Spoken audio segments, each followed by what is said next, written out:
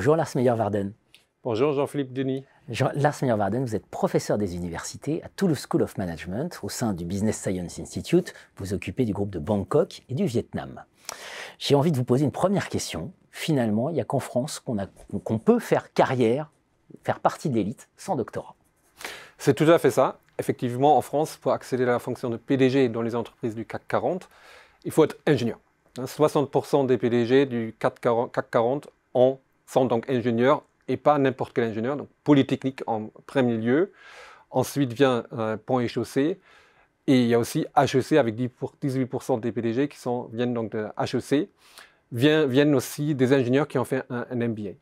Si on regarde de l'autre côté de la frontière de la France, par exemple l'Allemagne, la Suisse, l'Autriche, là c'est une autre histoire parce que les PDG ont à 50% un doctorat en économie management, droit ou ingénierie. Donc c'est ce triptyque des disciplines qui fait qu'on accède à la plus haute fonction de l'entreprise, y compris dans les conseils d'administration. Le MBA a un rôle vraiment mineur par rapport à la France, où effectivement une bonne partie des PDG a aussi un MBA. Si on regarde un peu plus loin aussi, vers l'Asie du Sud-Est, là aussi, le doctorat a une fonction très importante. Le doctorat ouvre la porte aux plus hautes fonctions de l'entreprise aussi. Donc, en résumé, on peut dire, effectivement, dans beaucoup de pays, le doctorat, c'est la voie royale aux plus hautes fonctions de l'entreprise. Alors, on sait bien qu'en France, cette particularité est notamment liée aux grandes écoles. Voilà. Mais finalement, pourquoi, peut-être plus profondément, cette différence? Quelle valeur on attribue au doctorat ailleurs? Alors, c'est tout d'abord une ascension sociale, une reconnaissance sociale, le doctorat. Quand on regarde la carte d'identité en Allemagne, on voit tout de suite le titre docteur devant son nom, c'est la carte d'identité. Ce n'est pas un hasard que les politiques, hommes et femmes politiques, ont souvent un doctorat. Angela Merkel, Helmut Kohl ont un doctorat. Donc c'est une question de reconnaissance sociale, de légitimité pour les grandes entreprises du DAX. C'est effectivement être à la même hauteur que les clients. Avec un doctorat, on a le plus haut diplôme, les diplômes les plus élevés qui est possible. Et par conséquent, on est à la même hauteur des yeux des clients ou des patrons. Donc ça, c'est déjà la première question. La deuxième raison, c'est aussi une reconnaissance de connaissances, une légitimité de compétences, parce que les doctorats confèrent aussi en Allemagne, effectivement, un vrai statut de compétences, de connaissances.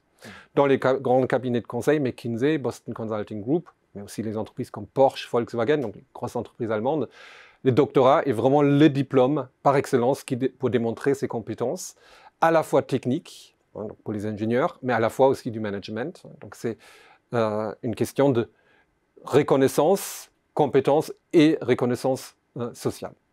Un point très intéressant, c'est qu'il y a une vraie sensibilité maintenant des DRH, des entreprises, des grandes entreprises, quant à l'intérêt et la valeur justement d'un doctorat.